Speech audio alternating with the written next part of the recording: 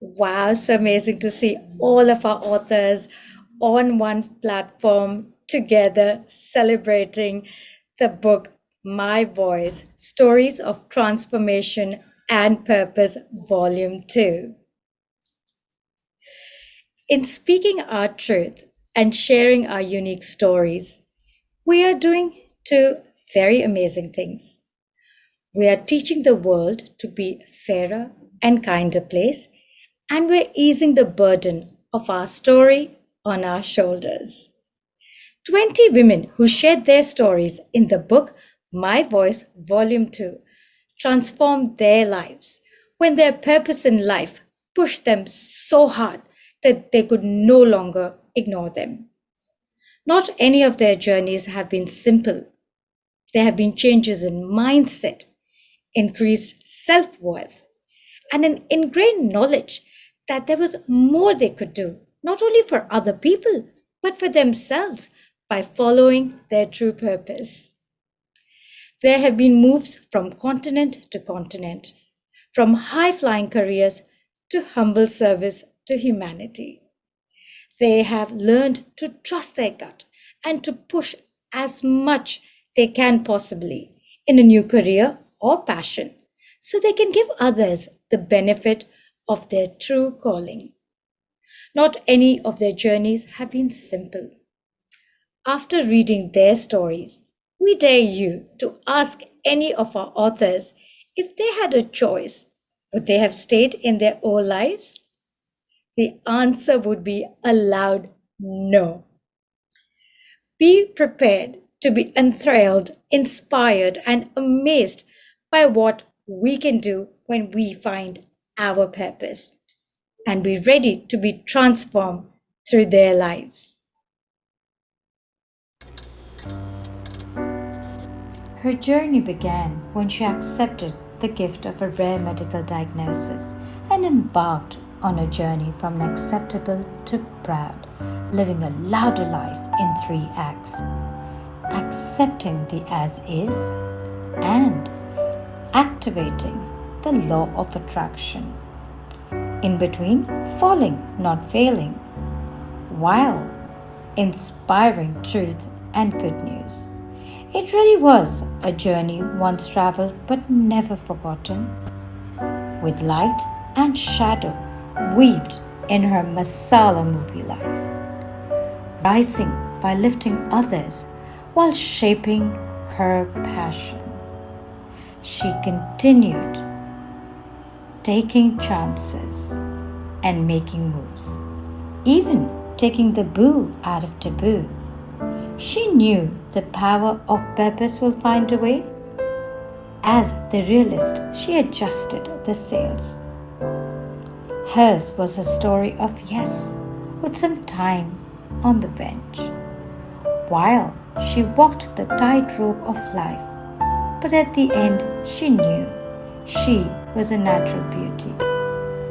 These are their voices, my voice, stories of transformation and purpose. I have to admit, every time I watched this video, I cried. So I made sure I watched it a few times before coming here today. And before we start, I want to thank each one of our authors for having the courage and determination to share their stories so someone, somewhere, can read about it and feel supported, loved, inspired, motivated, empowered, or simply know they're not alone.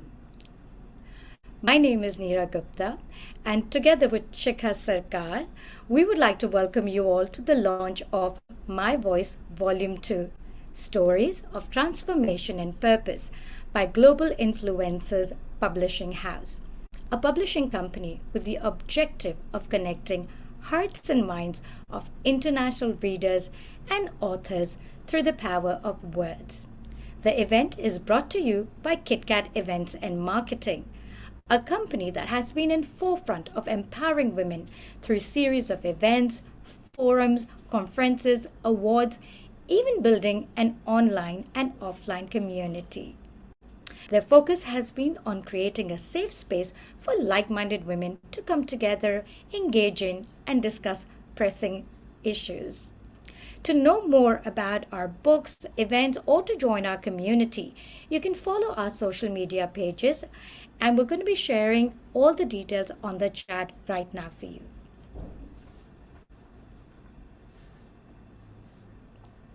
So go ahead, click on them and follow us, like us, share, subscribe, whatever there is to do.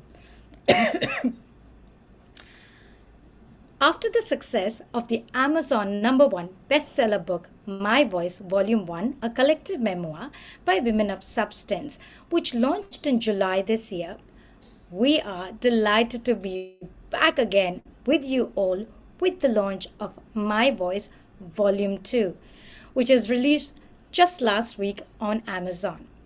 If you'd like to get a copy of the book, please do go on to Amazon. We're going to be sharing the links with you on the chat group. And with that, please welcome the co-authors of the book and the stars of today as we hear more about their journey and inspiration to share it with the world. Starting with Lena Couple. Lynn is originally from North Ireland and has been residing in Hong Kong for the last 11 years. She is currently the general manager of Group Corporate Affairs for a luxury hospitality company responsible for crisis management and corporate communications, both of which she said she learned more from her 3-year-old son. Let's hear from Lynn. Thank you so much, Nira, and thank you to everyone for the opportunity to be part of this amazing journey. And thank you to all the audience for joining us today. I'm originally from Portaferry, Northern Ireland. I've lived in Hong Kong for actually 21 years, so 10 more years than Nira mentioned, but it has flown by. I work in corporate communications and crisis management, so I'm used to dealing with crisis and drama, but when something happened to me personally, I wasn't quite as prepared to deal with it. So I thought if I can even help one person by telling my story, then it's worthwhile. And Volume 1 was so inspiring to me that I was just delighted to be part of this journey. So my story is about my son, who was diagnosed with a very rare genetic disorder just before his 2nd birthday. We were told that he might never walk and talk. It's so rare that it doesn't even have a name, it has a number. And all the medical outlook was very doom and gloom. But now he's 8, he's playing football, he's swimming, he's got lots of friends, he goes to a mainstream school, he's not only speaking English far too much, he's also learning Chinese and speaks it much better than me. So we're so proud of him. So I just wanted to share some thoughts about my journey to get to where we are today. And there's 3 key messages that I would really highlight. The first is to trust your own instinct. I think sometimes medical jargon is very intimidating. And as a mother, you tend to sometimes know more than the medical experts. So don't be afraid to question the experts, ask them to explain jargon, and just always trust yourself. The second is surround yourself with a strong support network. So I'm very lucky to have a very large family in Ireland, Northern Ireland and Australia, who were just amazing. I think when we're independent working women, it's hard to ask for help sometimes. But when I did have to ask for help, I found an amazing support network. We found a spectacular team of therapists. And I would also give a shout out to a UK charity called Unique, who deal with families who are dealing with rare genetic issues. And they're just an amazing support. And then lastly, I talk about the importance of looking after yourself. So when you're looking after everyone else, it's very easy to forget about yourself. But you don't have to feel guilty about taking time to look after yourself, both physically and mentally. It's very important to be able to look after others. You have to put yourself first sometimes as well.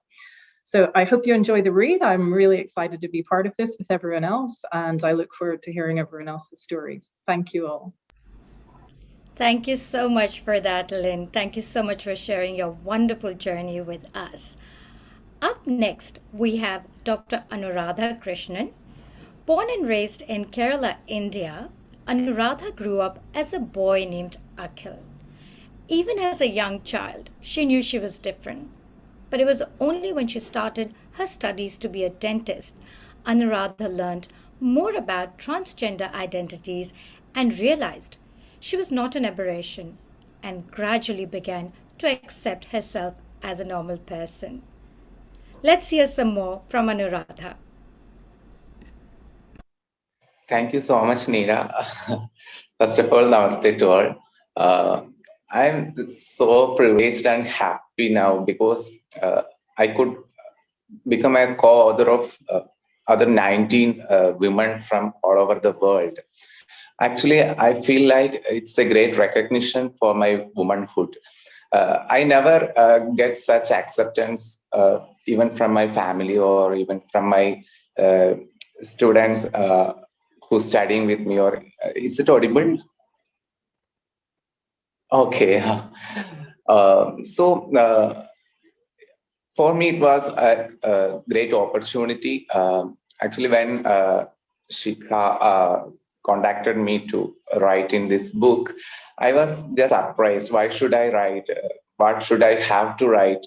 But when I think about it more, I could realize my journey was something unique, and it can motivate someone in somewhere in our society or in our world. So I just said okay, and I started writing. But I think I may be the most lazy person who responded to you people, just because a lot of struggles are happening in between.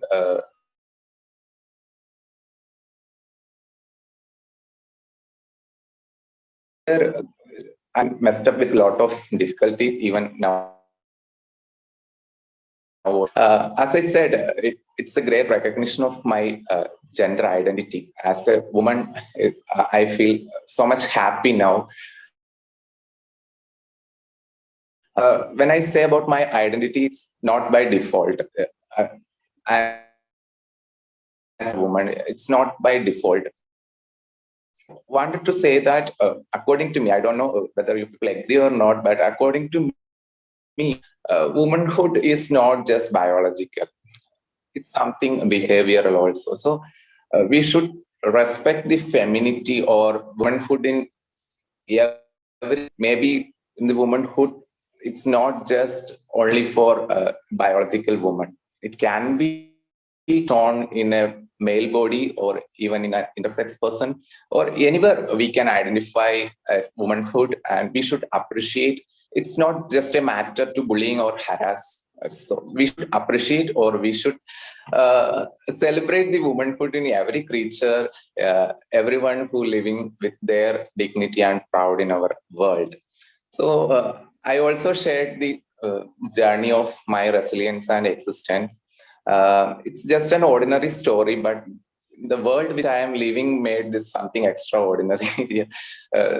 But I myself considering it's very ordinary. For a person like me, it's to live an ordinary life is most adventurous and most most precious thing I feel, because in each and every moment I feel I am noticed by someone surrounded me.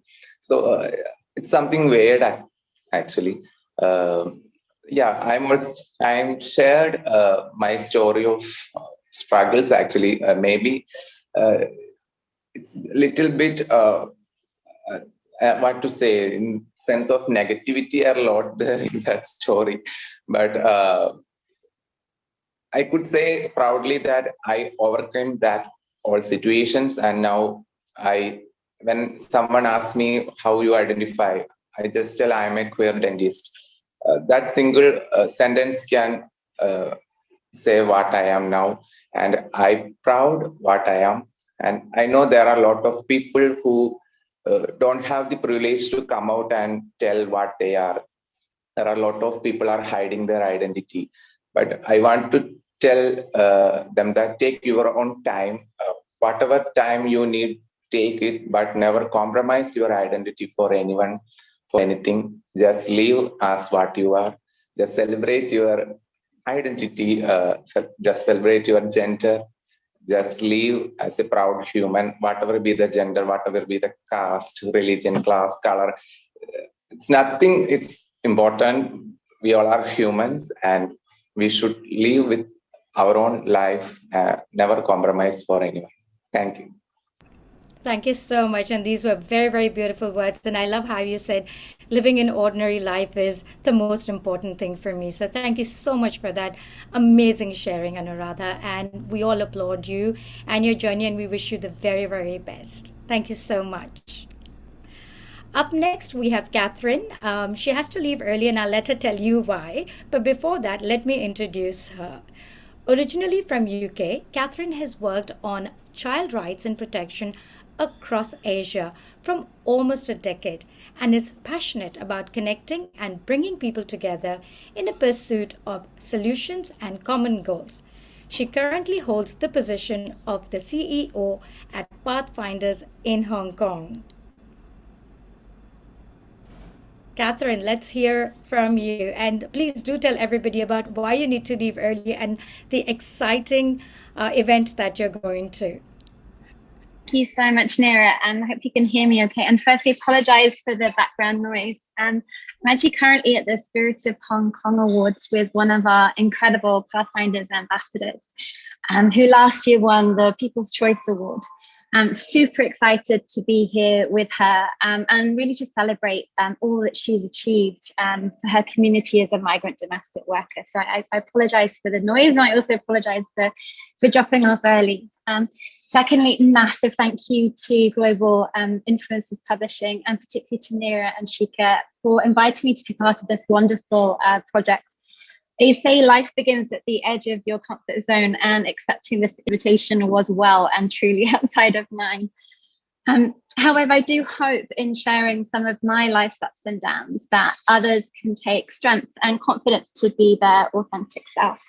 And also comfort in knowing what they can and how they can contribute to rise by lifting others. I've always, since I was a child, had an insatiable curiosity, especially when it came to questioning why, particularly in situations that I perceived to be inherently unjust or unfair. You know, why was I so fortunate to be born to parents who made incredible sacrifices to give me the very best start in life, while so many others, simply by chance, weren't even afforded even a fair start. So I'm so grateful to be on my current path at Pathfinders, where my passion and purpose collide to be supporting some of the most vulnerable and unsupported children born to migrant domestic workers. A particularly marginalized and vulnerable group of women in Hong Kong, despite the social and economic role that they play in our society. So as Nira mentioned, I've worked for over a decade in Asia on child rights and protection. And what I know to be absolutely true is that there is unlimited power in drawing on the differences, strengths, and contributions of others, and in working collaboratively to achieve exceptional outputs and to achieve systemic change. So in our increasingly volatile, uncertain, complex, and very ambiguous world, I think my sort of takeaway is there's usually more than one path to the same destination. But the journey is so much more fun when you bring others with you, especially if you take the opportunity to lift others along the way. So thank you so much for this wonderful opportunity. I'm so sorry to be dropping off. It's such a privilege to be part of this project with all of these wonderful authors, and wishing you all the very success with this launch. Thank you so much, Catherine. That was wonderful, and good luck with the event today. Now, Aldwin has just joined as well, so we do have a full house. So can we do a quick picture? Aldwin, can we get you to switch on your camera, please? We're doing this quick picture since you've just joined. Fabulous. And if you could just turn it into a landscape if you can. And then we'll do a quick picture. Once again, Shika, can you help us with this? Everybody look at the camera. Sorry, audiences who are doing this, but please bear with us. One more. Crazy? I want to do something different.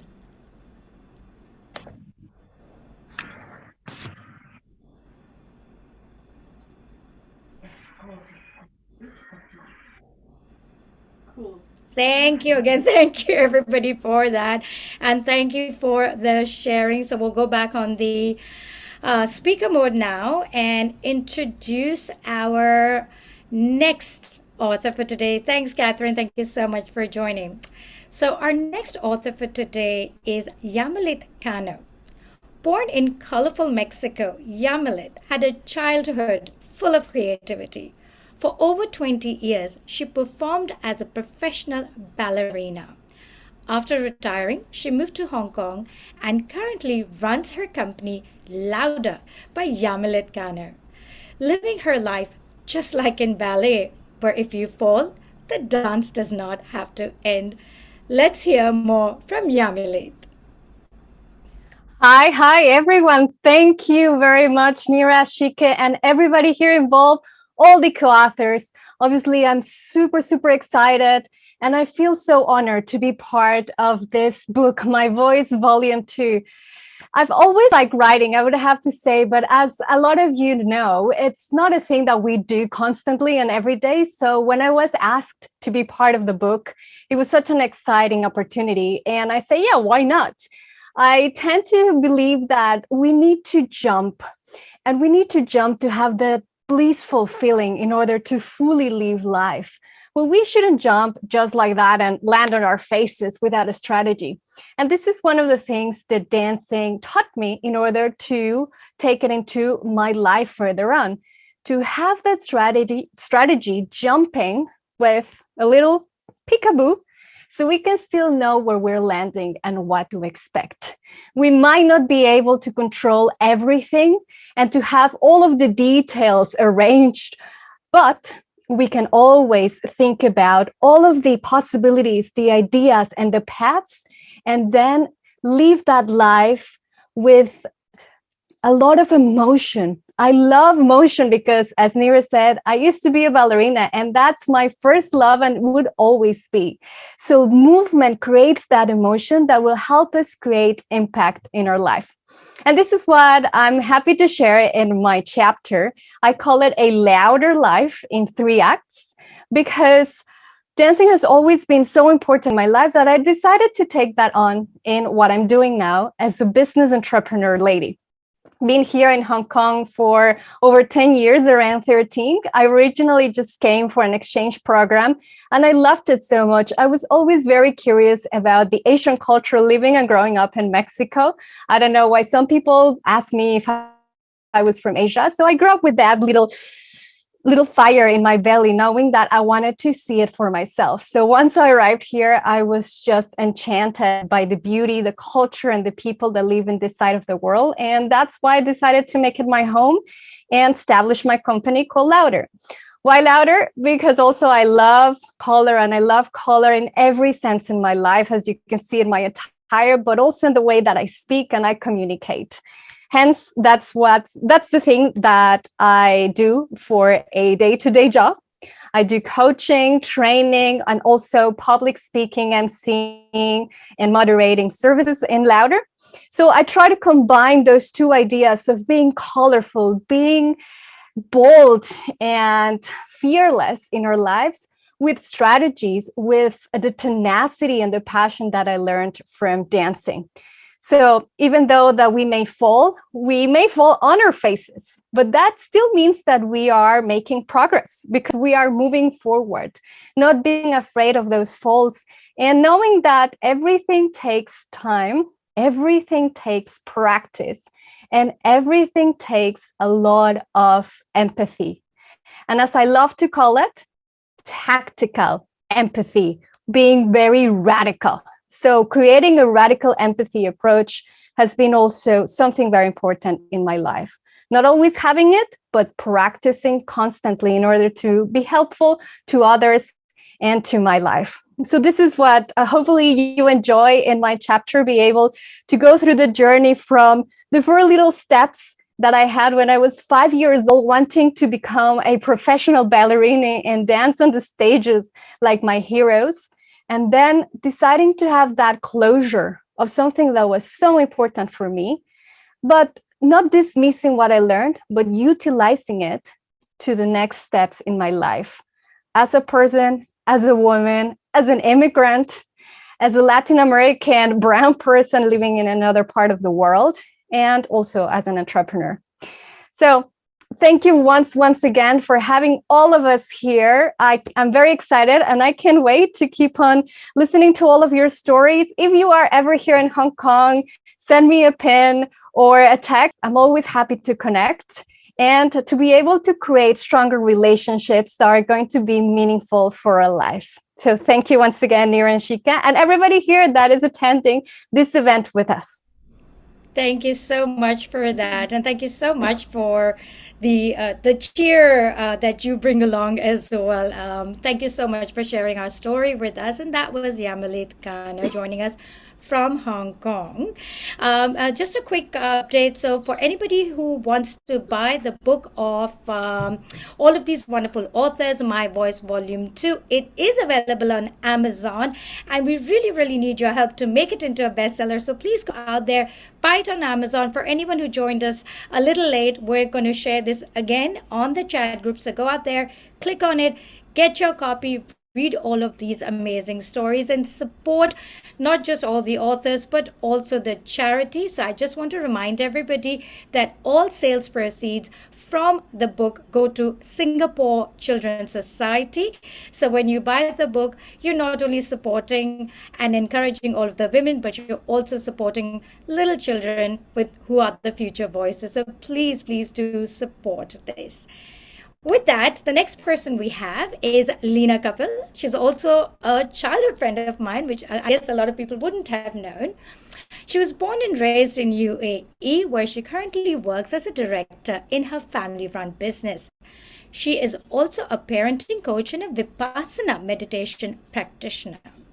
Through her own journey, Lena learned that as we nourish ourselves, we live a life with deeper connections, authenticity, and acceptance of ourselves and others.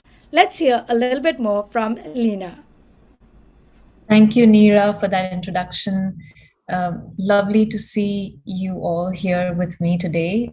First of all, the titles of our books really got me teary-eyed. It just seemed like everyone's title was the story I lived from my childhood up to now. It just was all, it just came together so beautifully. So this, opportunity that Nira, you've given me, and Shikha as well, came into my life at a point where I just had this notion or just this intuition that I was going to write. I didn't know what, and I actually, when I put some thought into it, I thought it was going to be something else. But it came at a point in my life where I'm like, okay, I think this is what it was.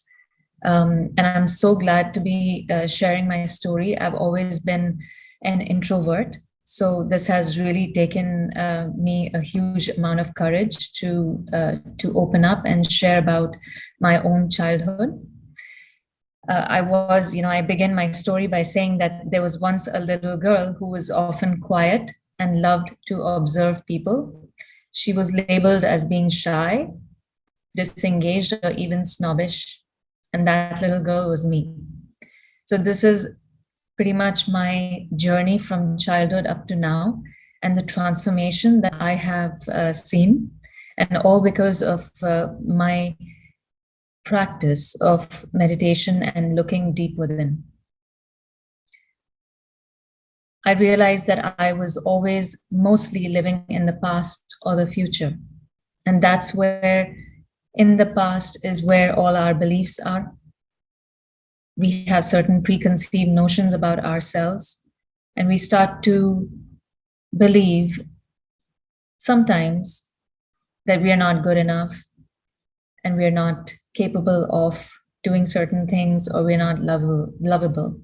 And those all come from our experiences. But having looked deep within, I realized that these were just thoughts. And if I chose to live in the present moment, there's so much more to just, what there is in me. This journey is all about accepting the as is. I talk about how being in the present moment and accepting things the way they are is where you can begin to transform your life. I always wanted freedom as a child. I wanted peace of mind. And I thought that freedom was all about running away from our problems. But having understood, and that's what's shared in the story, having understood what freedom was, it gave me this true feeling of liberation. And I feel much lighter today as a person, and I'm able to help others as well. I decided that, I don't want to die with all this information in me. So I'm going to open up and coach and help others transform too. So thank you, Nira, for giving me this opportunity to write in your book. And I'm so happy to be part of all you like-minded women in this book. And we have this great energy going. I wish you all the best and wishing that this book is a bestseller and benefits many. Thank you. Thank you so much, Lena. That was wonderful, wonderful sharing. And yes, if you all want to read Lena's chapter, please grab a copy of the book that is available on Amazon now. With that, we have our next author, and she is Vanessa Lee Tao, who is South African born but a Hong Kong resident of 30 years, where she currently works as the vice president for an award-winning Asian private bank. Arising out of her own challenging life circumstances, Vanessa made a personal commitment to make a positive impact on people's finances, adopting the personal mantra, V is for victory. Over to you, Vanessa. Thank you so much, Shika. Yeah, that's right. So first of all, thank you so much, Shika and Nira, for inviting me to participate in my voice in this book. Many people had suggested to me before to write something, to speak about it, to speak about my experiences, to share in order to, perhaps, inspire and support others who may have gone through a similar challenge. And I never got the act together. So I have to thank you. I'm really grateful, Nira and Shika, for putting this platform together. And I think, as individuals, our life experiences cumulatively become a kind of collective wisdom. And so what we're doing here is creating, something made for the greater good of the community to tap into. So we really appreciate creating that. And so, in fact, what people calling ordinary people, we are all ordinary people. We're not famous, and some people may look on that in a way of, well, who's she and who are they? And I think the point is that actually in every ordinary life, there can be extraordinary moments and extraordinary shifts. And we often may tend to look at others and say, well, but look at, they're all perfect and they're fine and everything's good there. But the point is that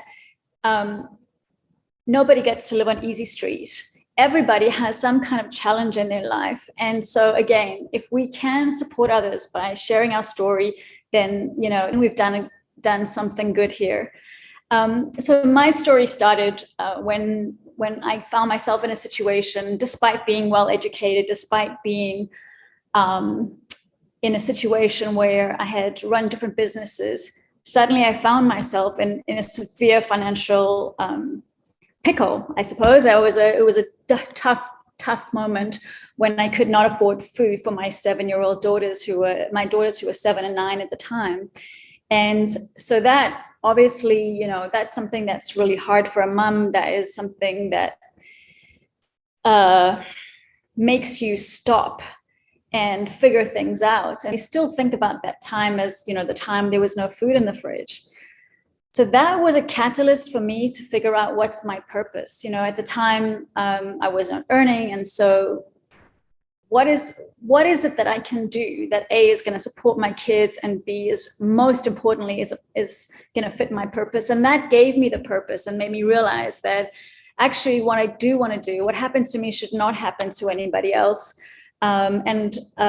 Initially I thought, well, making a positive impact to women, I understood that to be a women's issue, but in fact, it is broadly men, women, children, everybody needs some financial guidance.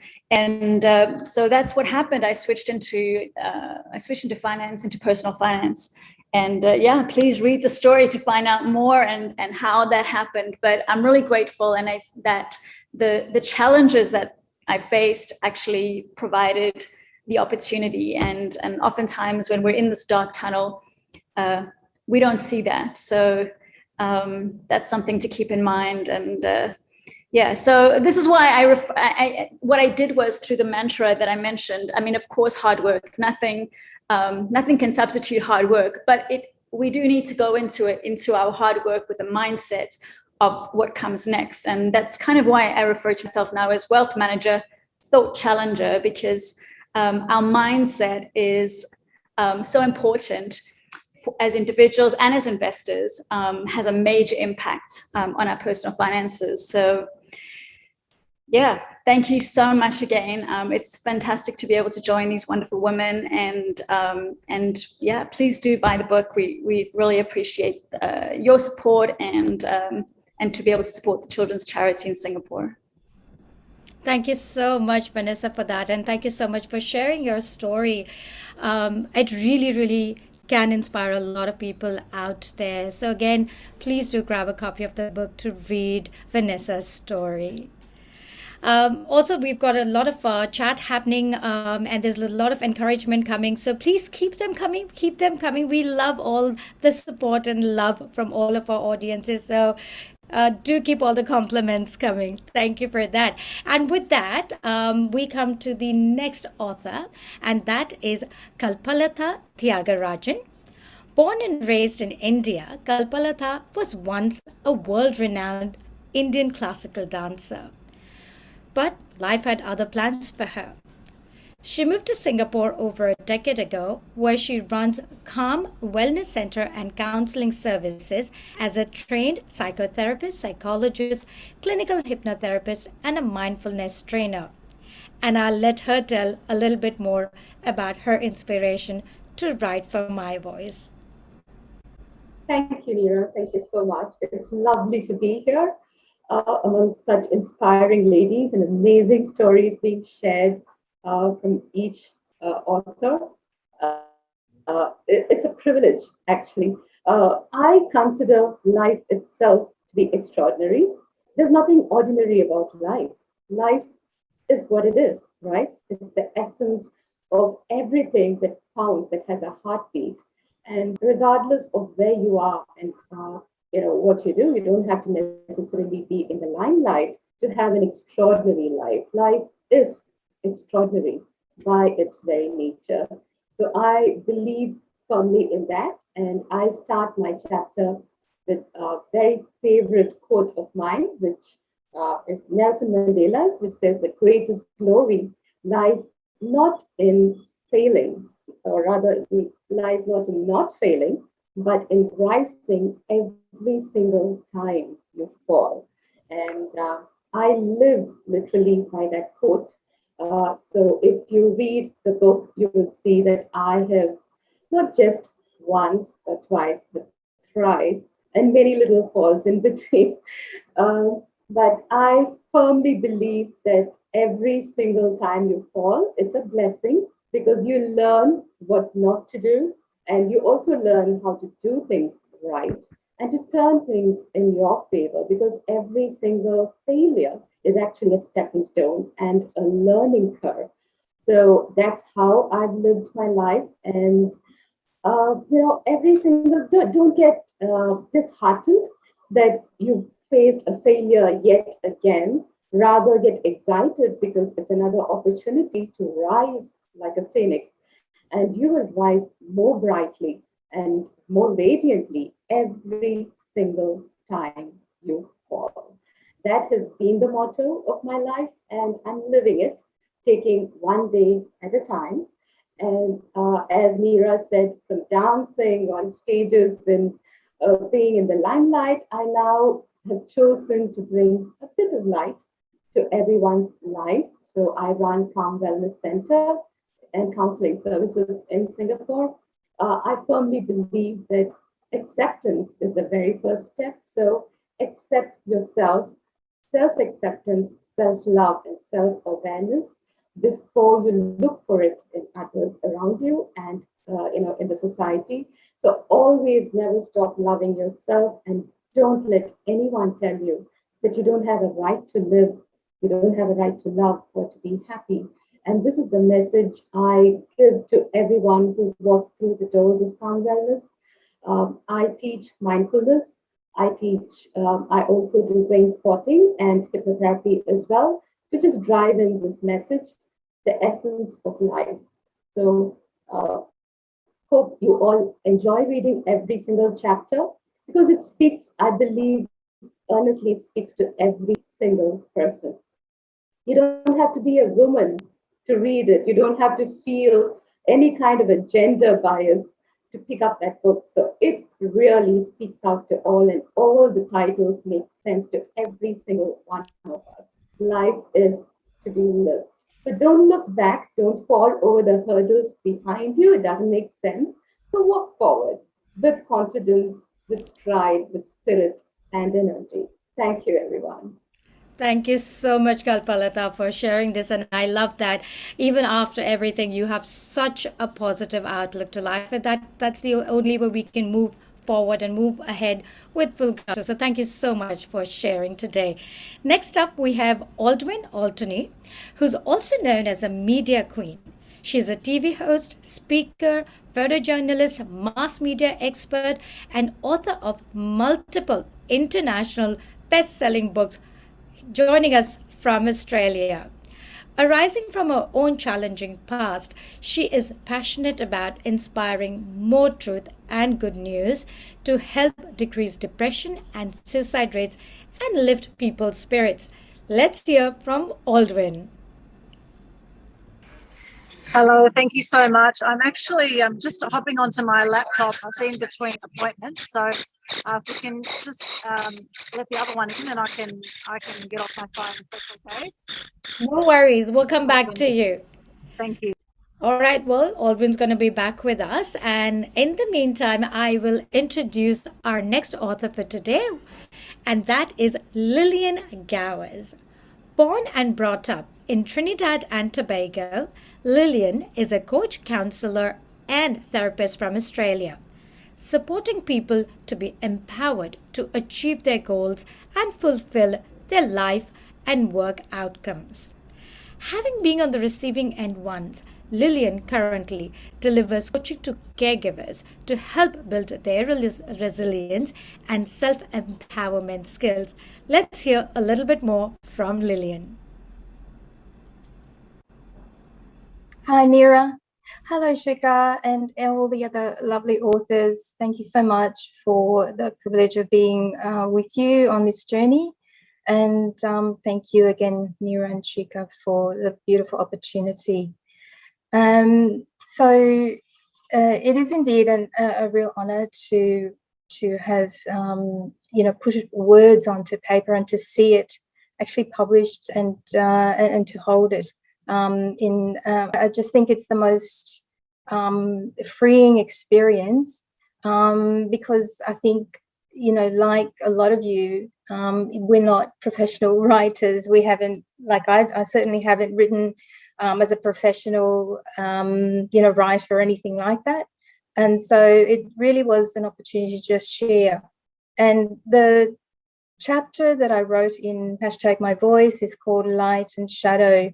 And the reason I called it Light and Shadow is because I wanted to talk about some of the, the things that I care about, which is freeing people from family patterns that sometimes can be negative and self-perpetuating. Families can be a great source of joy and happiness, fulfillment. And they can also be sources of, of darkness and shadow, I call it.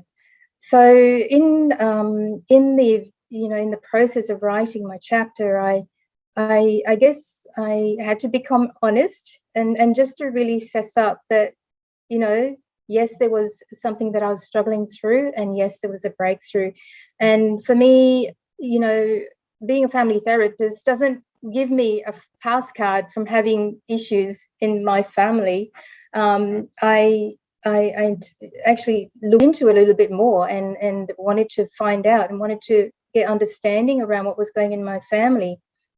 Because yes, I was actually struggling and getting burnt out from a really deep family issue that was going on. It was quite painful and frustrating. And I think for many of you too, right? There's always going to be something that isn't the perfect family. Yeah, there's always going to be something that you're resolving. There's always going to be some sort of conflict that's going on and needs your care and attention. So in writing for my #myvoice, I just felt it was an antidote to to the silence that many of us feel when we're in some of these patterns, these family patterns that we can feel entrapped in, really. So and as women, we can be silenced a lot. We can be silenced by many things around us. It can be external, it can be internal, and our families can be, sadly, a source of, where we internalize those beliefs and silence ourselves. When we get those messages from when we're very small, we get those messages and we take them in and we believe them. And so, as we grow up and grow into adults, we can sometimes be having thoughts that we gained and believed as a child. And so that's what I discovered in writing my chapter, that in fact that I saw some of the patterns that had happened and that I made choices around. And also I saw that there was a freedom, that there was a bit of light in a tunnel that I could sort of move through. And the reason I wrote it was so that I could, get that understanding for myself, and two, maybe there's a bit of wayfinding for other women too and other people, because we need in these really difficult times right now, when we're all really needing different tools. We're all needing new resources to get through this very challenging pandemic. I think one of the things that we need to look at is the patterns in our family and how we move through stressful times, and to sort of look at if there are new and different ways to do it, more innovative or creative ways. And you go in to find them, as well as out, into nature, divine, spirit, God, whatever, bigger force that you believe in, and in your faith community. I just want to, thank you. So thank you so much for the opportunity to share and about #myvoice and feeling free to do that and to give that opportunity to others too. Thank you.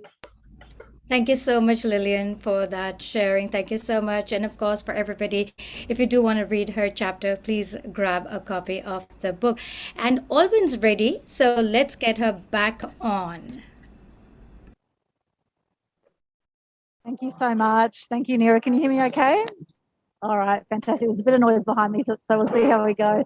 So great to be here. Congratulations to all the authors. It's such a privilege to be part of My Voice. I love the concept of My Voice and actually speaking up, and particularly as women, it's something that we haven't done a lot of generally in time. We've been told to be seen and not heard growing up, and so it takes something to speak up. And it takes something to step up in life. And, I was born in Sydney. I'm a first-generation Australian with Greek, Turkish, and Ukrainian background.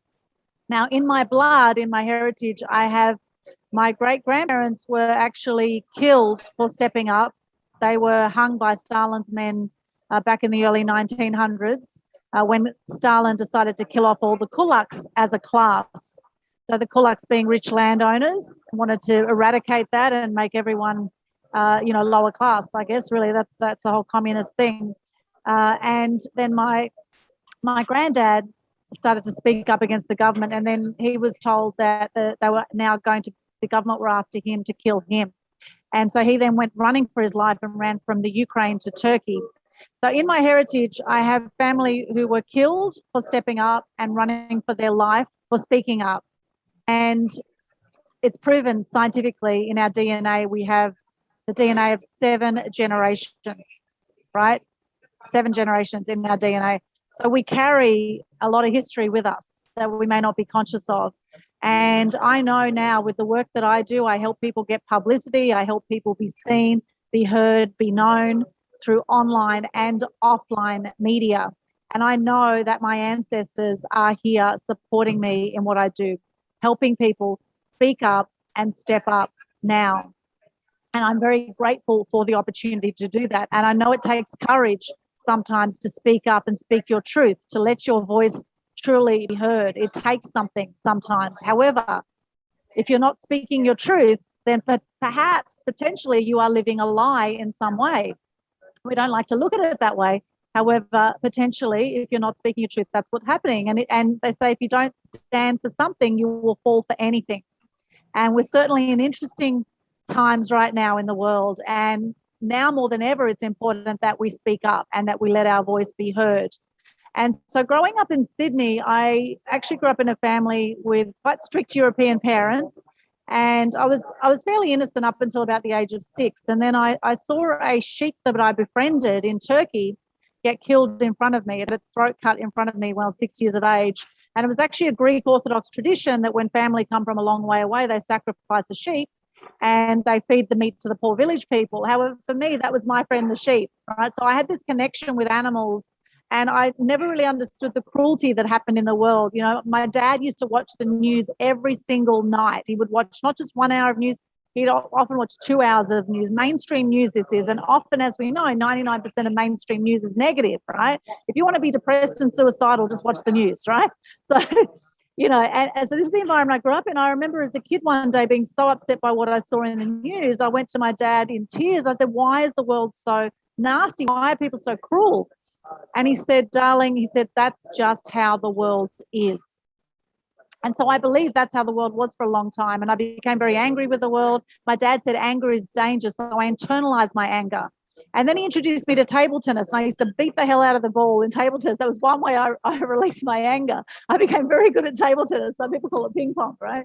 And I actually featured in the media from 10 years of age for table tennis. And I was on Channel 7, I was on TV at age 11 for table tennis, and incredibly nervous in the studio in Sydney on Channel 7 when the announcer said, you know, just don't think of the 2 million people watching this right now when we're in the studio. And of course, all I could think about was the 2 million people watching this. Was the worst interview ever. However, we did play table tennis there in the studio, and the media don't just want to educate, they want to entertain as well. And then I had a fascination with the media and the power of the media to be able to share messages that matter to us. And I used to see documentaries about things like duck shooting, female circumcision, animal cruelty, you know, battery farming of chickens, when people buy cage eggs, how cruel that practice is, things about the environment. And whatever I would see in the media, back then there was no social media, right? This is documentaries and mainstream media. Whatever I saw that upset me, I would write a story about it.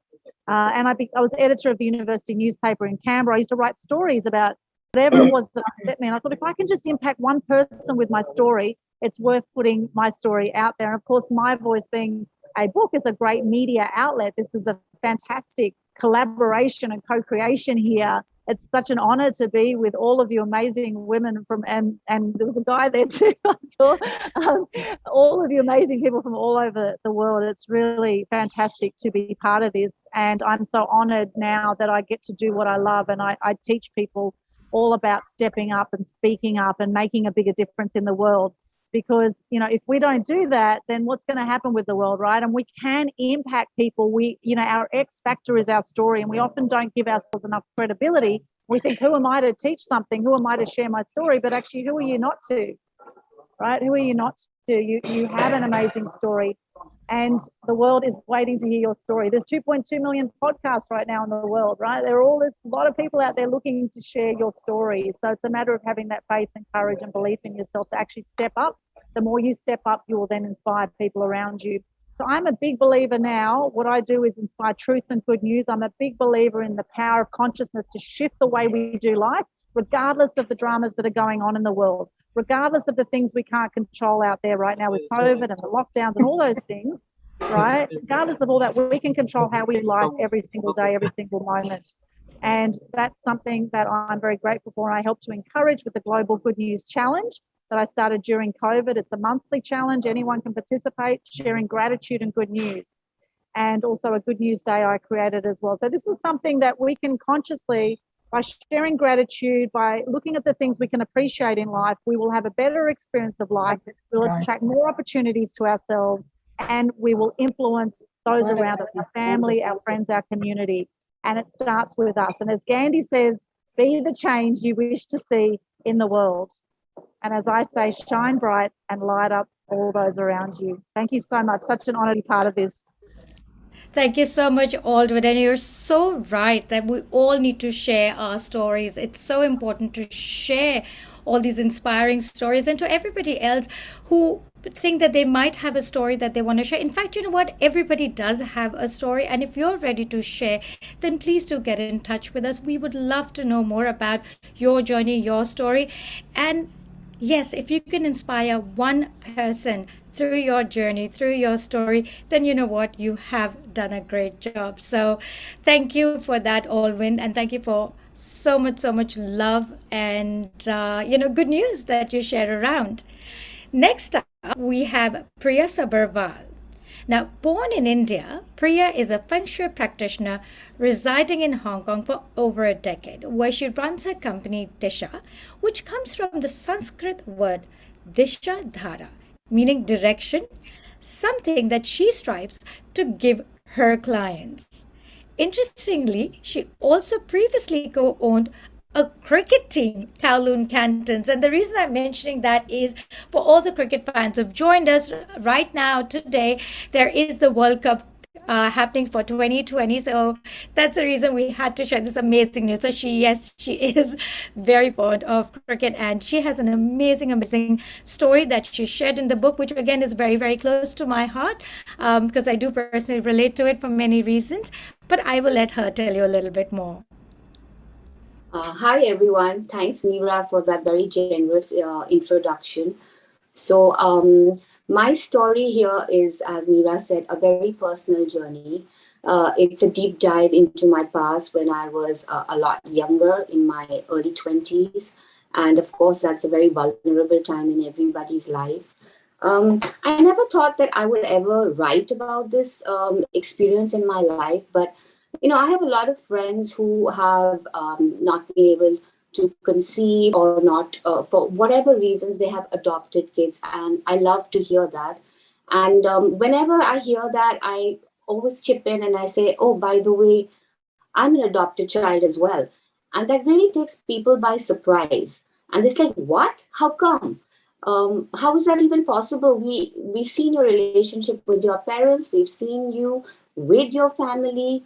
We would never have guessed that you were adopted. So this is not something I normally share, but when I had a discussion with Nira, she really encouraged me to share that story because it was a shock for me. I got to know about it when I was in my 20s, and just how it was dealt with at that time. In my life, of course, at that time, we never had counselors or guidance advisors, nothing. So I thought I had got over it. And with God's grace, I've had a lovely life, no real struggles really. But there's always a time at the quiet of the evening, you self-reflect and you feel there's a little part of your life missing. So this is my story about that. And as I said, My whole reason for writing was not to teach anybody anything or guide anybody about anything, because I'm not sure I have that to share. But it was for me to set myself free. You know, I read somewhere and I kept repeatedly seeing that writing will release you from your pain. Writing will set you free. And then Nira asked me to write about it, and I felt like the universe was conspiring, and I felt that I should write this story now. And then I did, and I do hope you guys read it and like it, and if it does inspire or touch you, or you know, you can relate to any aspect of it, that is a huge bonus for me. And I'm also happy that all the sales proceeds are going to the Singapore Children's Society. And thank you, Nira and Shika, for adding me into this lovely volume 2 of My Voice. And it's a great honor to be amongst all you wonderful women. I never ever thought of myself as an author or a writer. This is indeed a great pleasure. Thanks again. Thank you so much, Priya, for that. And you're so right that writing releases you from your pain. It really does unburden. And, and the reason why I was saying, for those who don't know, that her story is very personal. As a mother of 2 adopted children, I wasn't ready to share my story as well. And I've shared my own personal journey in the volume 1. And I don't think I will ever look back. My life has just moved forward with that. There is no shame, there is no guilt, there is none of those negative feelings that we held before. But once we've written about it, it's just almost as this weight has been lifted off our shoulders. And of course, with that, being able to inspire other people who have probably been in our position, who are going through something similar or not so similar, giving them that hope or giving them that inspiration that, you know, there is light at the end of the tunnel. I think that's very important, and that comes with sharing. And I just want to quickly show everybody, I think, yep, this is working. Oh, there, hang on, let me see if this works. Okay, yeah, if I keep it closer to myself. So this is My Voice Volume 2, which is also available on Amazon. So if you want to read my story or stories of the other 22 co-authors of the book, please do grab a copy of the book. We're going to be sharing the link once again on the group chat for your benefit. And I do have one of these very special copies of My Voice Volume 2. So please, please, please do get a copy of the book. And with that, I would like to go to the next co-author who's joining us from Australia. And I know it's super late over there, so thank you so much for staying here and being part of this. Now, Abhilasha Parekh is again a friend that I've known for over 20 years. Originally from India, Abhilasha has been living in Sydney for about 20 years, working in the IT industry for many MNCs. 15 years ago, she discovered the ancient art of quilling and created her company, Paper Simplicity. Her life is a contrasting journey of entrepreneurship, career, motherhood, and passion. Let's hear a little bit more from Abhilasha. Thank you, Nira. Thank you. I would just like to start by saying thank you to you and Shika for such a great initiative, and Global Influences Publishing House for taking my voice to a global stage. I just attended your global forum last week, and I came across that by writing, you leave a legacy of your story. It's only a couple of generations that are going to remember you as a person. Maybe the third one may not even know. So I think I feel really privileged that I had this opportunity. And I'm sitting next to and listening to all these wonderful women, which I am part of. So thank you. Before I dive into my story, which is shaping my passion and which is evolving for over 15 years now, I very commonly get asked questions like, how do you do it? Where do you have the time? Is it really worth your time? Well, this is where the passion kicks in. And in saying that, many would ask, as in, what do I do? I am a passionate paper artist who does paper craft, which is called quilling. For many of you who don't know what quilling is, it is an 18th century art which involves cutting of paper into thin strips. You curl them, you roll them, and glue them, literally, to form a beautiful shape or design. Now, it has been a journey for so many years, and it is my absolute passion. I mean, it started off with smaller projects, and which was widely accepted and appreciated. So it was literally like one thing went into other. If my passion was leading one way, it was my personal life or professional life was leading the other direction. So my story is simply about balancing act of work and personal life and being a sole entrepreneur and wearing multiple hats. It is dealing with reality of today's world against your dreams, your passion, and the idea of owning a business in spite of everything which is around you.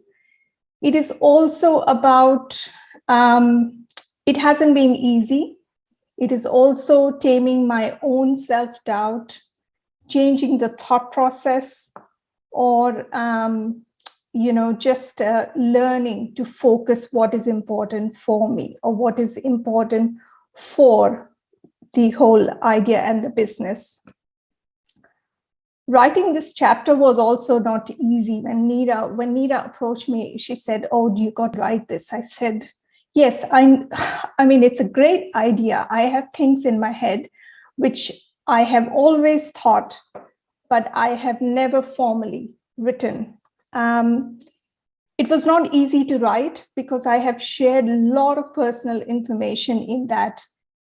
And the reason for doing that is you hear so many success stories, you hear all the glamour, you see absolutely curated information, images, but people forget what happens behind the scene.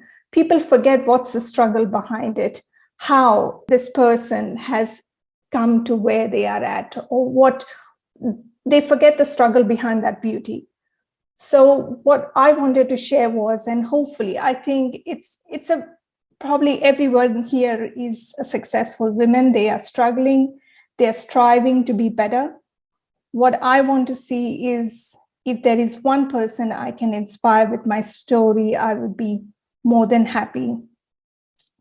There are, however, 3 lessons that I have learned throughout this journey, which I have shared in my book. As Nira said, it is available on Amazon, so please grab a copy. And if there is anything that connects, please contact me. I would be more than happy to listen to your thoughts. If I can learn something from you, I will be even delighted. We are more than happy to have a cup of coffee as well. So please let me know your thoughts. The only thing I would like to say is, yes, it has been a long journey. There has been a lot of disruptions. There has been a lot of delays, but no is not an answer I take.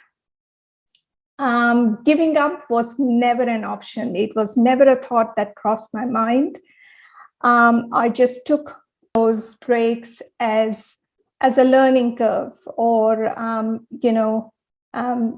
time where you can just rebuild yourself rather than just give up.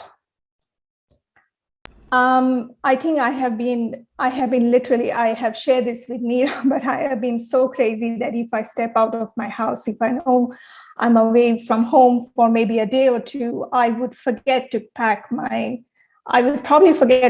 my makeup kit, but never my quilling kit. So it is just a piece and part of me which I carry.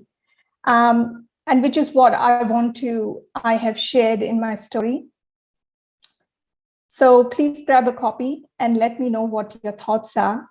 And to wrap things up, I just want to say, I would like to close it off by just dedicating this chapter and my journey to my 2 handsome sons and my husband, which I don't think which was possible without them, as what I have achieved today.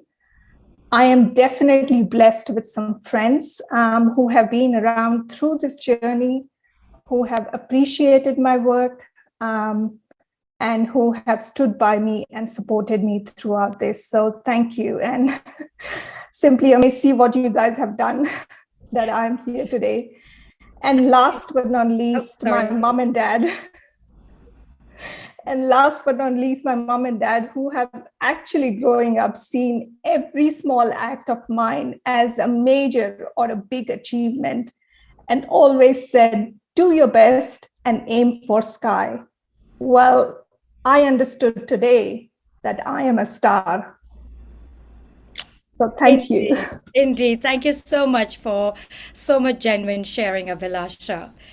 And with that, we come to the next author of our book, Sharon Mcnu. Born in Durban and brought up in Edinburgh via Dublin, Sharon moved to Hong Kong in 2000, where she grasped opportunities as they presented themselves with the mantra of making a difference. She is currently the co-founder and managing director of the Minerva Group, a holding company for a diverse portfolio of organizations. Let's hear a little bit more from her. Thank you, Nira, and also thank you, Shika. I'd also like to thank my guests who have joined us today, listening through to all our stories. It's very honoured. I'm very honoured to have been invited to join this book and also to be here today. So it's been amazing. So as introduced, I am Sharon Mcnu. I'm a mother of 2 children. I'm the business owner of the group of companies, as mentioned. I'm a Girl Guide leader and a charity fundraiser, which I do on a regular basis for some great causes. It's 5 days ago, I arrived in Hong Kong 21 years ago. It was something I never thought I'd get to do. I never thought I'd move across to another country, leave home, not, leaving what was comfortable. I didn't actually know what I was going to be doing through life. I didn't go to university. It's not something I often mention to people. I didn't know what I wanted to do when I was a child. I thought going into university would be something that you had to do for the career that you wanted. So I job hopped from many different jobs throughout when I was in Edinburgh. And it was a big step for me to say that I was going to up and leave to go to Hong Kong. I didn't think I had an interesting story, but when I did talk through it, I think with Nira at the beginning, it did begin to realise that I have achieved a lot, and there is quite a story behind it all. I was glad that I did the book. I'm not a writer. I really enjoy writing, but it's when you do put it down pen to paper, it's amazing when you have a really good editor, is all I can say.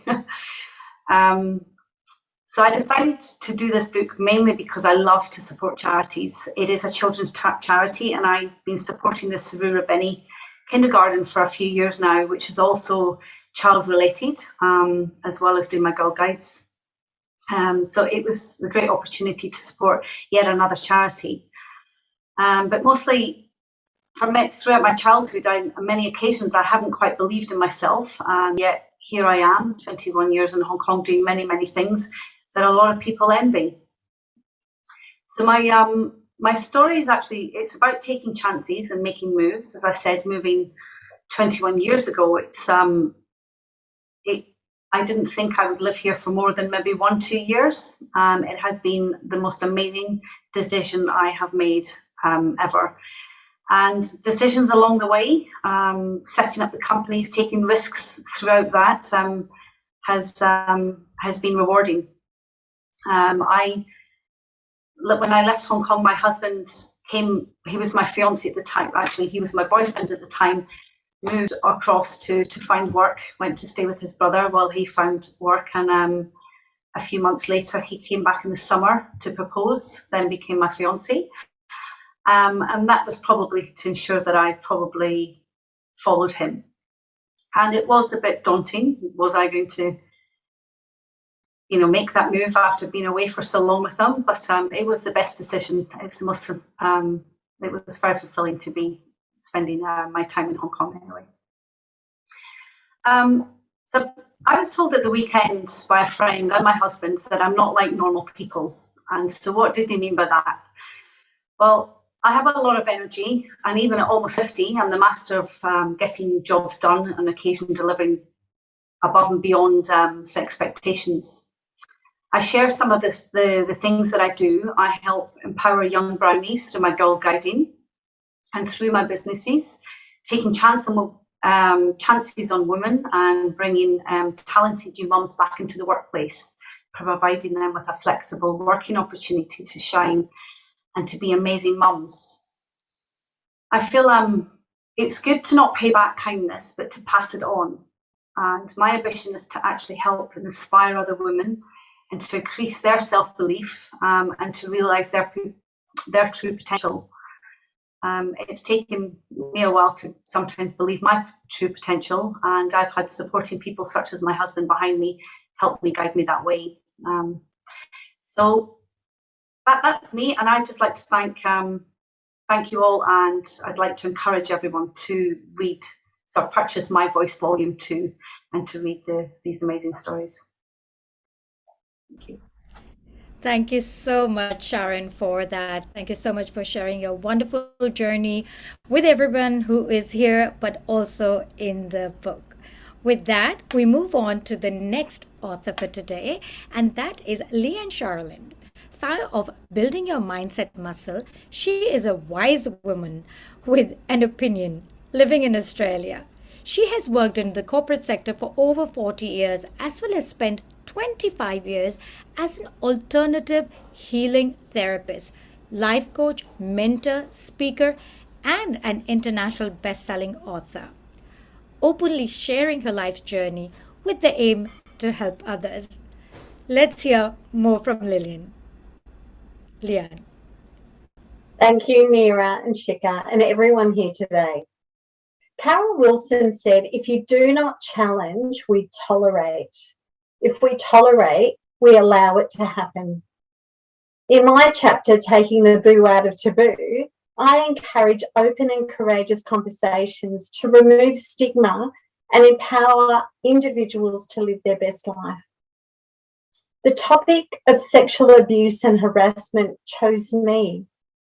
You may ask why.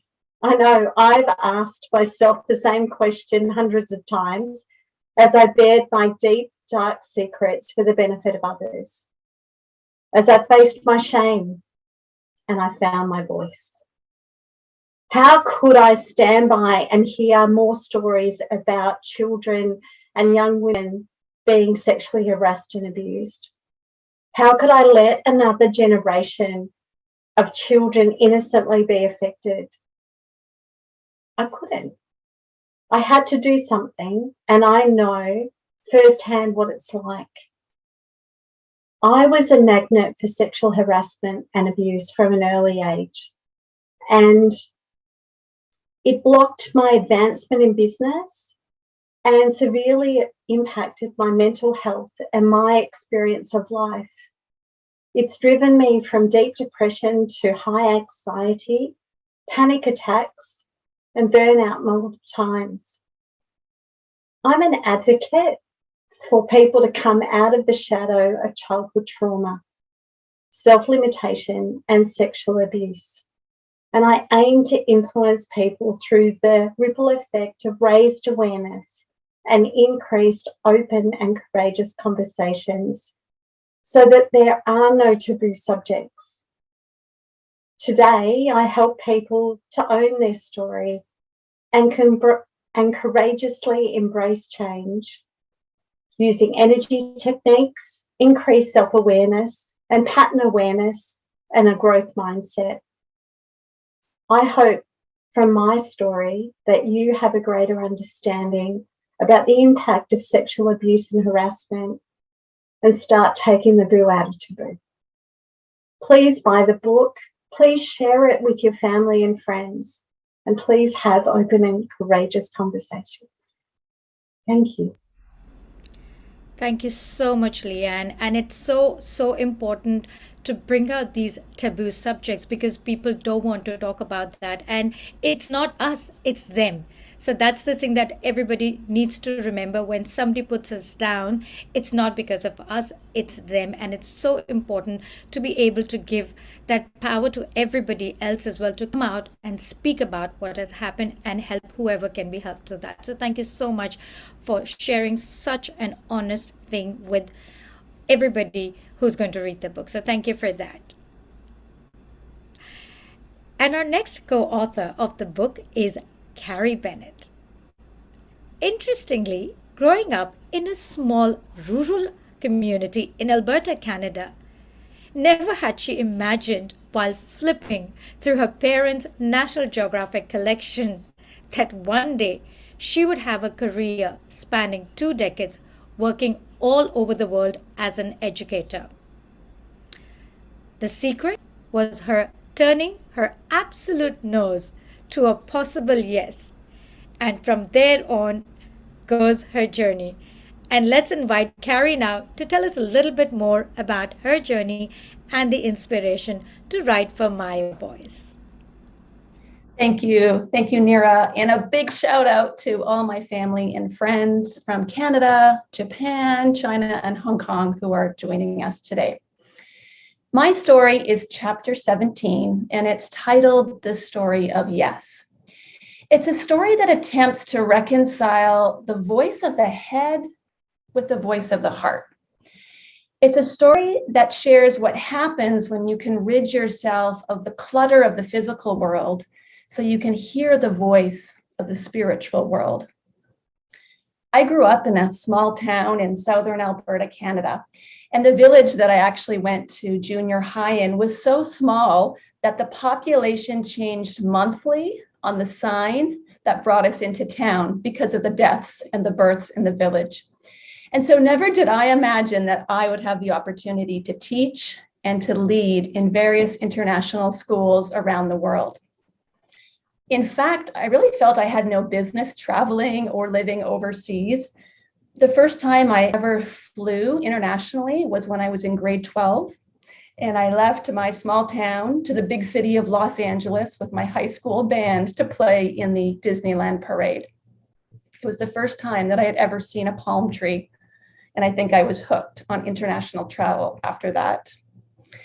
Here I am 20 years later, having lived in a number of countries that have taught me about myself, but more importantly, about others.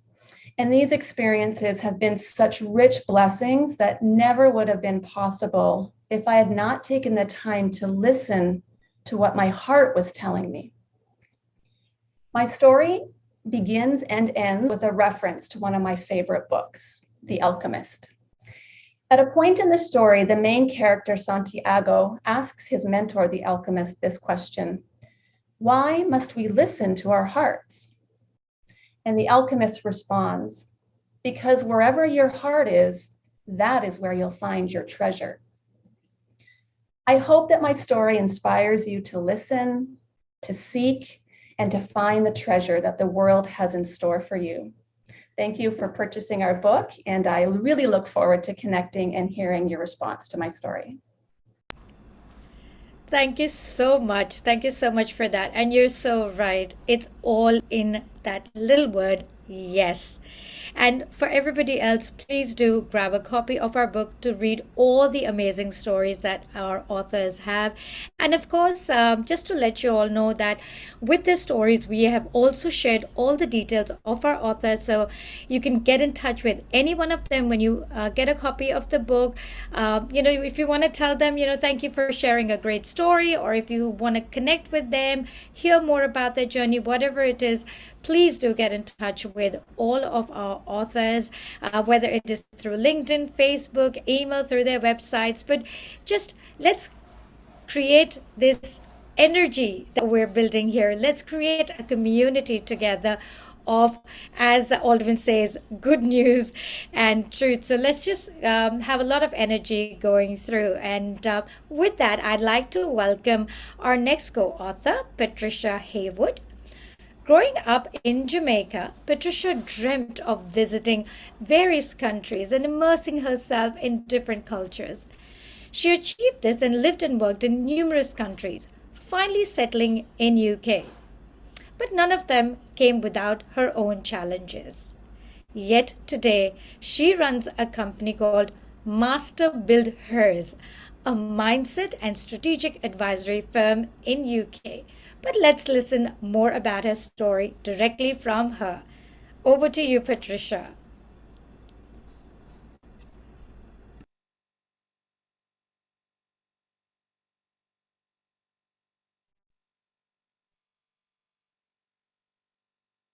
Patricia, we can't hear you. Maybe take off. Yep. Yes? Oh, yep. Great. Okay, great. Thank you so much. And it's been really good listening to everyone. It just seems like there are parts of everyone's story that you can connect with. And from my own story on the bench, and it's interesting because of the last week or so, I was sitting on a bench somewhere. I still go back to the bench. And why did I decide to participate? Well, actually, I had this idea to start writing stuff. I just started writing things down, and I told one of my friends, you know what, I'm going to write a book, but I had no idea like how to write a book, how to get a book published, anything like that. But I just started putting down. Wow. Patricia, could you speak up a little bit? Is that better? Oh, perfect. Thank you. This is great. Thank you.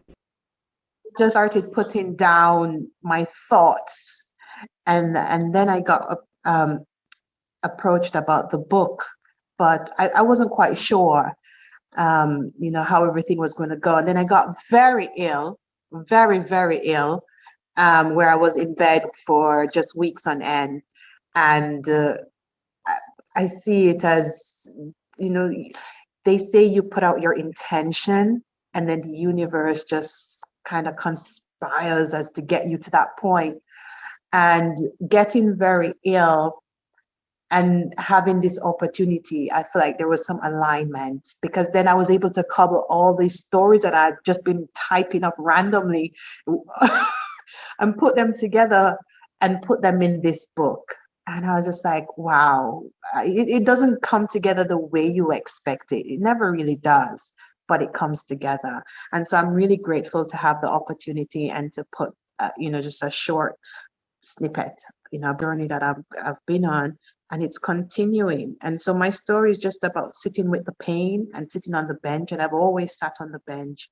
And the other day I was sitting on the bench and I was asking myself, why do I keep doing this? And it's because when I'm there, I feel connected to the energy, the life energy that's out there. Because when you're going through hardships, as human beings, most of us, we tend to contract. We go inside our house, we shut the door, we close the windows, and we wallow in our self-pity. And so for me, going to the bench is me expanding. It's me sitting out there and connecting my life energy with all the life energy, seeing just the buzzing and people moving about, and realizing that whatever problem I have is not so big in the grand scheme of things.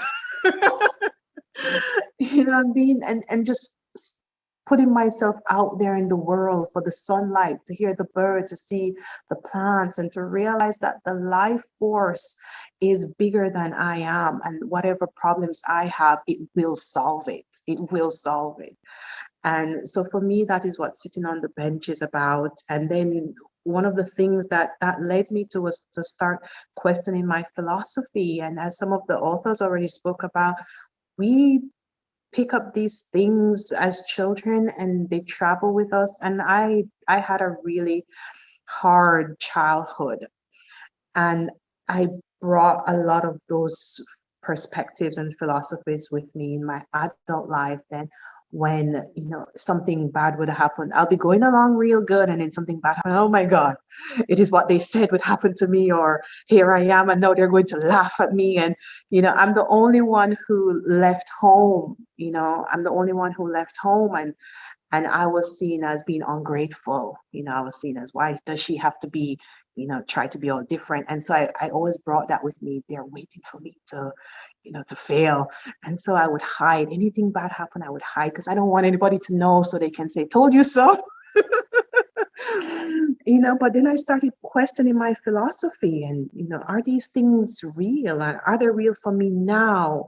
And started just changing a lot of the things that I tell myself, and starting opening up myself and my thoughts, and, you know, just concepts, and being open to learn from the world, from everybody. Everybody's your teacher, right? And I'll just tell you one thing. I did a meditation, a guided meditation, and I asked for 3 things. I said, God, give me 3 things to help me on this journey. And I got a pair of scissors, I got a mirror, and I got keys. And that tells me that it doesn't matter on my journey going forward, it doesn't matter what happens to me. I have a pair of scissors, I can cut the ties, I can cut those perspectives, the philosophies. I have a mirror to look at myself and be in love with myself and see the true me. And I have the keys to the boxes that I tend to lock myself in. I have the keys. And I would say to you, you know, that you have these 3 things also.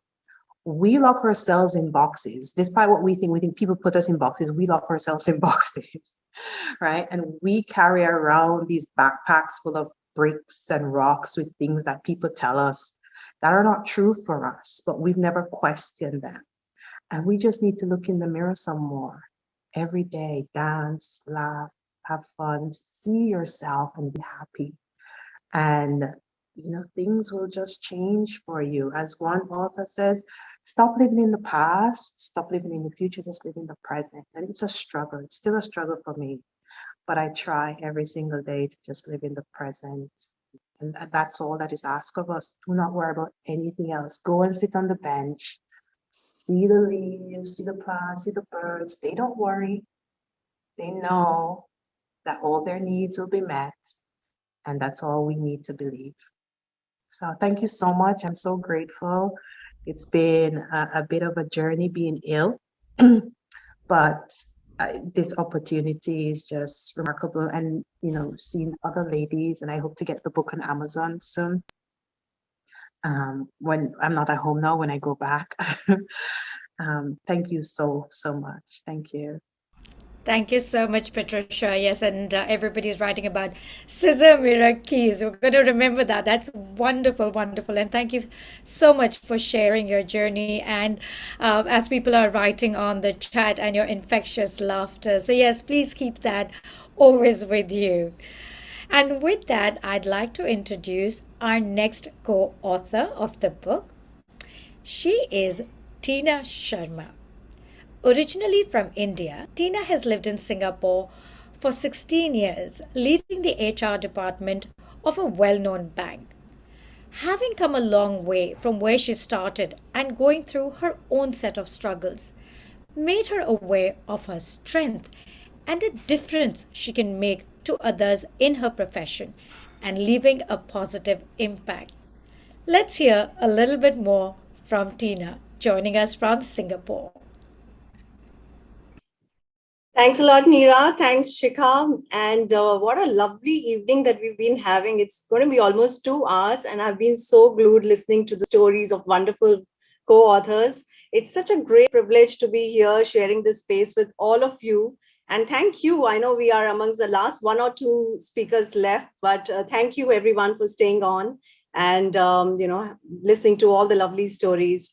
So I think when it started and how Shikha contacted me, I wasn't really sure if there's anything very inspiring about my life. But having said that, I've been working in a career where I do a lot of writing. I'm used to writing policies, guidelines, and procedures. when it came to writing my own story, I was really thinking, and reflecting. And indeed, it's been an inspiring journey of transformation. And I owe a lot to my family, who've been very supportive. Some of my friends and family members are here. So thank you so much for joining from different parts of the world at this hour. Thank you all. And to all the lovely people who've joined from other parts as well. About my story, I would say, my contribution to the book is on the journey from an ordinary girl to a senior corporate leader, and how I turned the challenges into possibility. And obviously, this transformation didn't come easy. There were a lot of ups and downs in my journey. My story shares about those ups and downs and how I'm walking on the tightrope in my career. Interestingly, my career also allows me to support many women. And as a mother of two kids and having a great career, I think I owe this to all the other ladies who are at the juncture of their life where, they want to give up at some time, because it's not possible for everyone to have the good support system, a good family or a community or the company that they work in. So as a corporate leader, I have worked towards providing equal opportunities. I've created policies for the betterment of women and society. And I do provide mentoring to younger women who are struggling to choose between work and family. So my voice allows me to share that journey. It allows me to inspire other women who would be facing similar challenges that I did. And it talks about the various aspects of life we women struggle to share about. So I do hope, people reading the story find my journey meaningful and inspiring. And it's about, living your dream. It's about being fearless in pursuing their dream, especially those who are moving towards their journey in the corporate leadership. There are always challenges, especially if you're working in a very male-dominated industry. So my message is to the women that, don't give up, stay positive, always look ahead for challenges and opportunities, and, make the most out of it. I would like to give a big shout out to my family. I come from the part of India where, the place that I came from didn't have a very inspirational story about women going out, working, creating a career for themselves. But I was just blessed to be in a family which believed in women empowerment, educating women. My parents have never looked at me as another girl child. I'm the second girl child in the family, and they never looked at me as someone they have to look after. In fact, I've been encouraged at every stage of my life. So just blessed to have a good family, a very loving and caring husband who has supported me in my journey. Most of you would agree, for a corporate woman, it's quite challenging. You have to build your support system around your family. And I think my husband has been a great support in this journey in ensuring that I don't between and I continue to do the good work that I'm doing.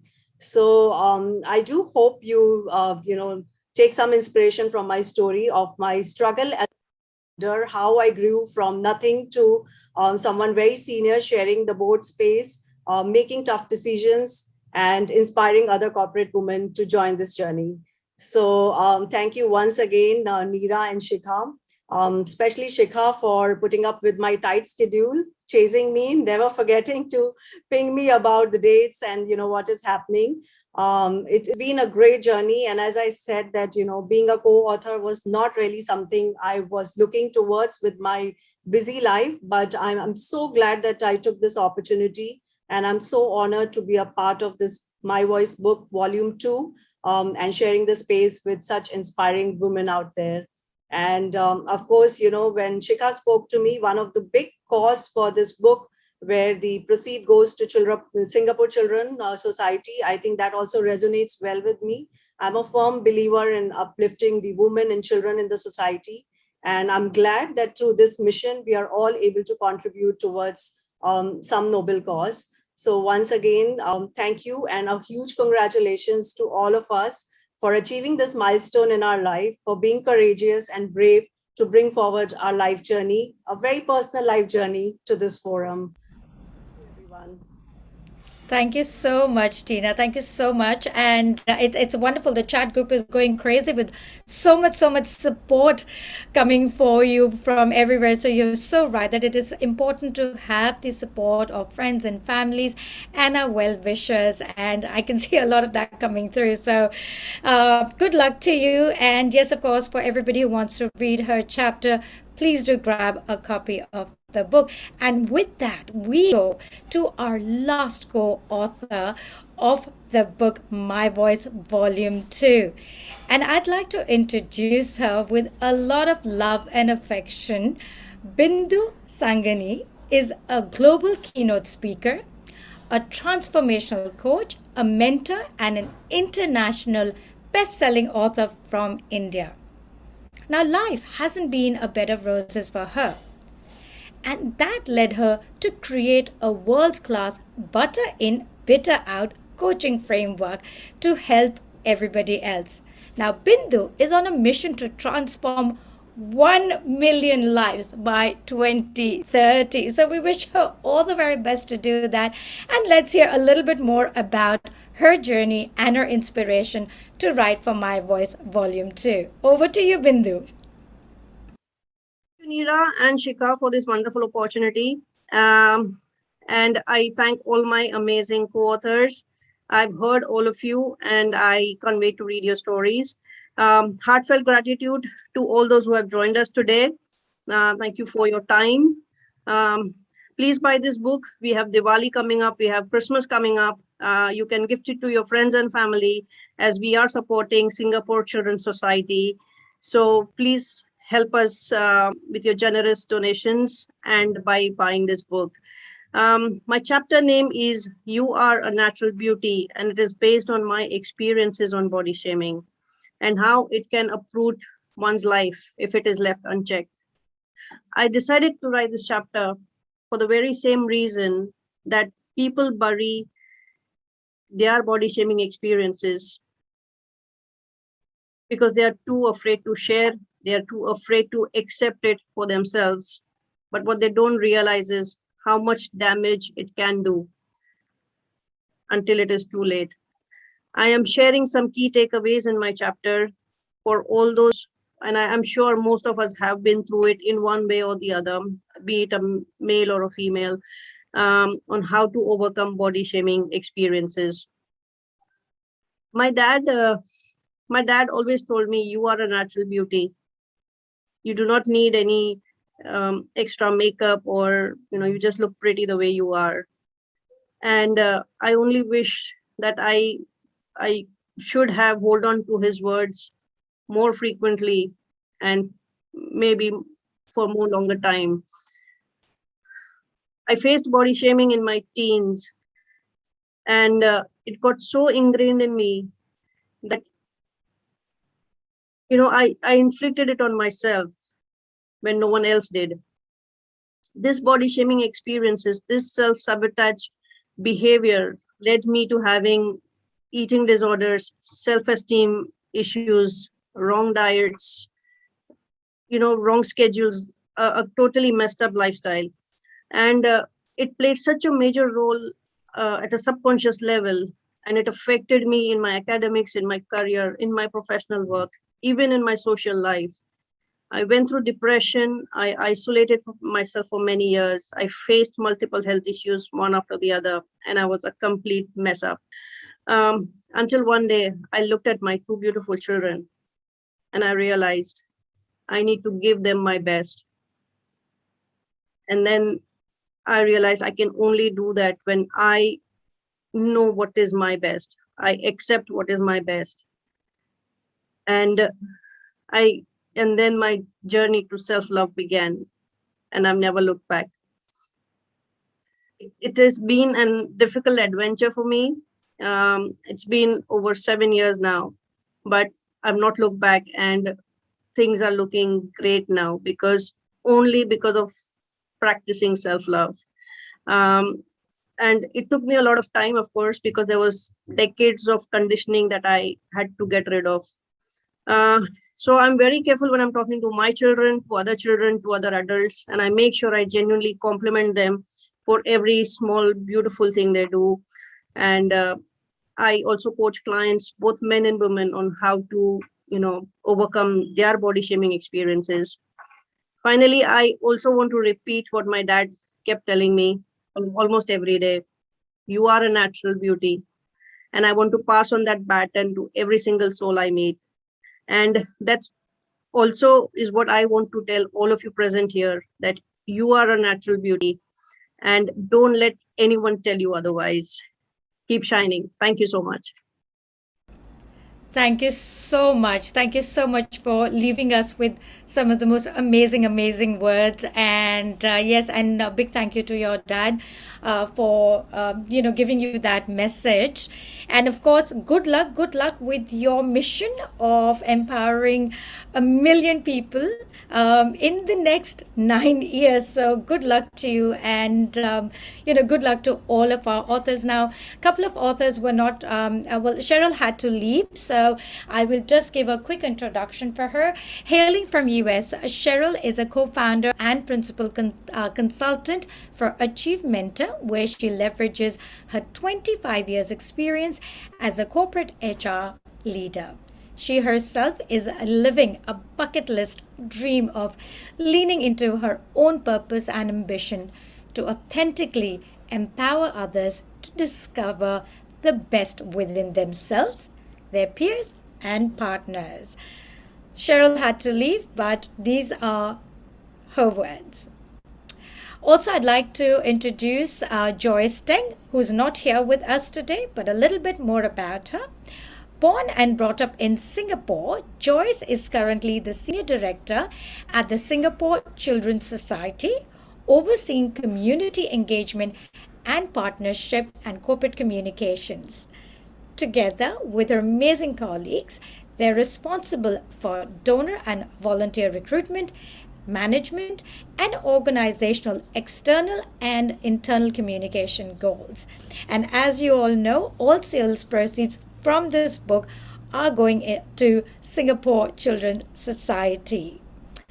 Also, who could not be with us is Amrita Mukherjee. She's actually based in US and the timing wasn't suitable for her, but a little bit more about her. Born in India, Amrita is currently pursuing a career in talent acquisition and people management in US. 4 years ago, when she found herself at a crossroad, she broke all norms and superstitions of what to do and what not to do, and instead did everything her heart desired. Today, she lives by her motto, failure is not an option and kindness is free. And with that, over to you, Shikha. Thank you, Nira. I hope you guys can hear me. Okay, with that, we come to the end of today's program. This has been a journey to remember for both of us, for both me and Nira.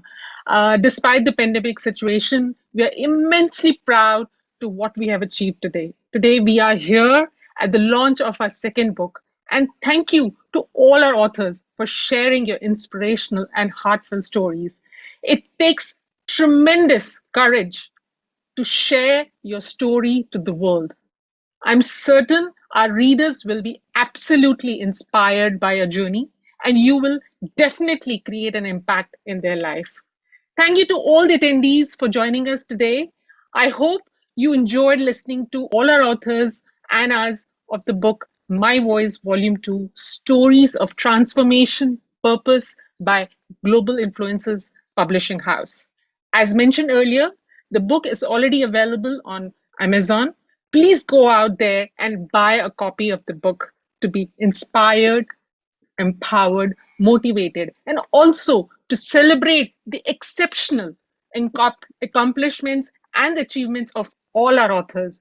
In doing so, you will also be supporting the future voices of this world, as the sales proceeds from the book are being donated to Singapore Children's Society. Together, let's embark on a journey to make life on our own terms and create a world we deserve to live in. Take care, stay safe. Thank you. Good night.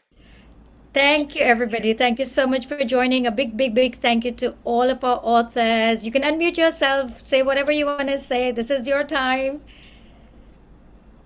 Thank you Thank you so much. And Thank thank you you so much. Really That was an fabulous. amazing experience.